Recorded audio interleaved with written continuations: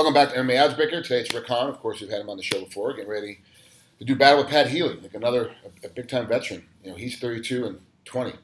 He's got almost as many losses as you have wins, and then he's well over 50. 52 fights total. We've talked about experience before. I mean, you've got so many judo matches. Finding a guy with that much experience doesn't matter really. It doesn't change the game per se. No, not really. Absolutely.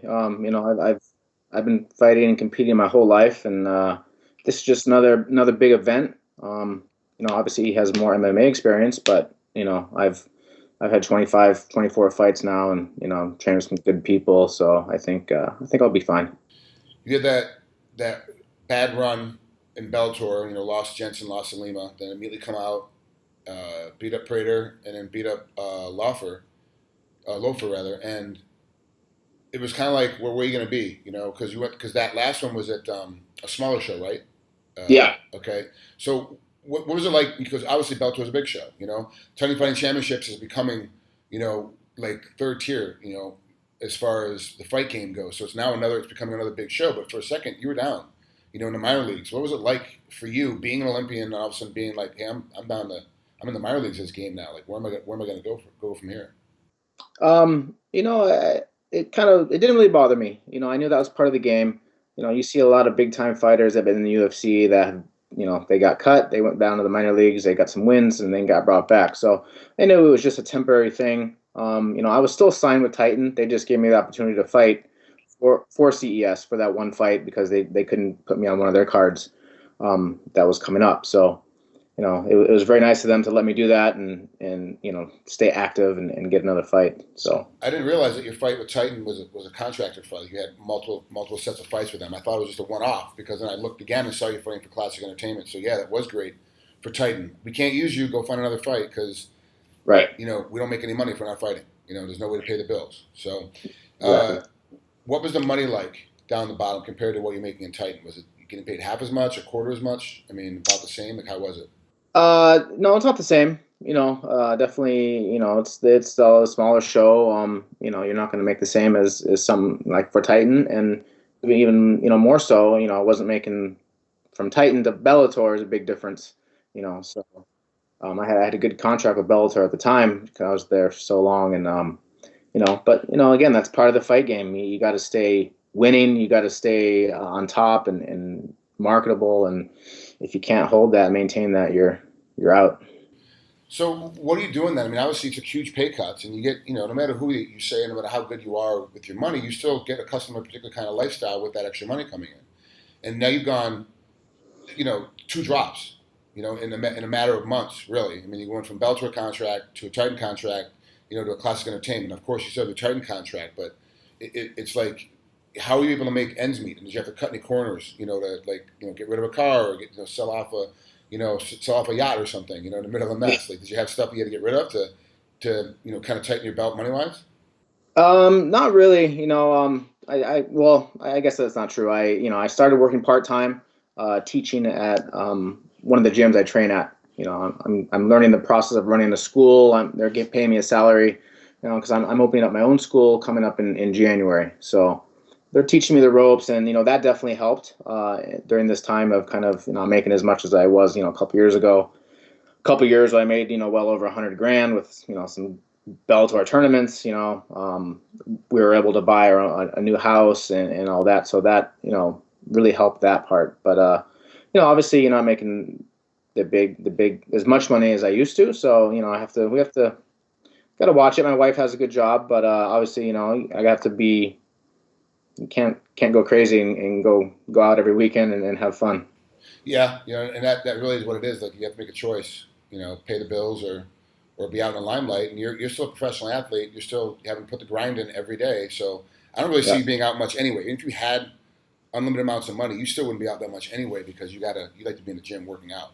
So even if you didn't have this part-time job, you'd still be home sleeping and get ready for the next practice. It's not that not that much of a difference.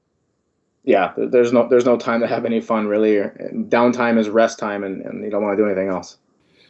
Well, let's talk about Pat Healy. That's your opponent. Tony Fighting Championships 35, September 19th, in was it Ridgefield, Washington, right? Yes. So let's break down Pat. I mean, he's obviously a salty veteran. He's been around for a very long time. how do you see him as an opponent?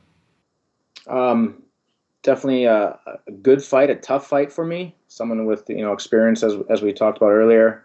He's a grinder. He's fought some big name guys. He's beat some big name guys. But I've been up there with some tough guys myself. I think our grappling styles might counteract each other. I know he's a decent wrestler, but I have a decent judo background, so we'll see how that goes. But strike stand-up wise, I think I'm a little better striker. I think I'll be faster and more powerful, and hopefully that I'll be able to use that during this fight. If you end up on your back, who's going to be winning? Who's going to be the better position at that point? Because you're really good on top. I haven't seen you much on the bottom, but I know it's part of the game you're constantly working on. With a guy like Pat Healy, it's possible you could end up, in the middle of because both of you guys are going to taking each other down. So at some point, both of you are going to end up being on your backs. And the question becomes then, how are you going to do with a Pat Healy type on top of you when you're on your back? You're going to try and get up to your feet right away, or you're going to play a little bit more of a grappling kind of a Newaza kind of game with him a little bit to see what happens?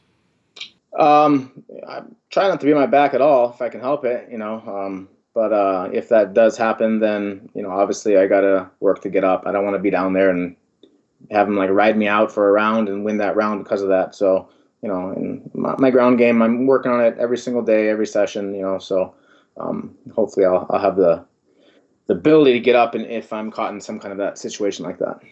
That's smart. I've talked to a lot of fighters. Oh yeah, I'll get down to the ground. I have a really good ground game. I'm working on it. I'm gonna stay on the bottom, and I'm gonna go ahead and try and play with him a little bit and see if I can't catch him in submission. And the fight game is getting tougher and tougher. There's less and less submissions from guys on the bottom. Even when it's usually even when like a Ronda Rousey type gets her arm bar, she's always on top of you. She gets it from the top. It's very, very rare to get any submissions from the bottom. You're always look, he got it from the bottom. No, he didn't. He swept him first. He got on top, and then he finished him. He was not on the bottom when he got the submission. So you saying that I'm getting back up shows your fight intelligence, that you're getting smarter about the game, and you're still improving and learning. Is it still fun for you? Like, are you still like, wow, I just learned something new today. I learned a new, even if it's like something silly, like a new boxing footwork step or a new, half punch or something. Like, is it still like drive you to get into the gym every day? Is like, well, I'm going to learn something new right now. Yeah, absolutely. I love doing this because of that. It motivates me to I'm very hard on myself in training. I want to be better than I was, and I hate bad days. And a lot of times in camps, most of the days are bad just because it's so hard. I'm learning stuff every day. Something new, something clicks. I'm like, oh wow, that's that I've seen that before, but I didn't really register. So. That in itself is motivating and keeps me going, but at the same time, it's a grind. I'm not a young spring chicken anymore, and so it's definitely tough, and it's a lot of work. Yeah, I mean it's fun work. I mean, and I try to do it at 43. I still try to go in the role with the young guys and try to get it together, but I keep breaking down, and that's my biggest problem is I have to rest more than I actually can train to make sure that I can continue to train. If I try to train too hard, I fall apart. Are you having that same problem now too? Because you're around 38, 39 right now, right? Yeah, I'll be 39 in a couple weeks, 2 weeks. So, definitely, the last year or 2 years, I've noticed, I can't maintain that hardcore training, that I used to. But at the same time, you're also seeing fighters who are training smarter now and less sparring, and making more of a scientific approach to it.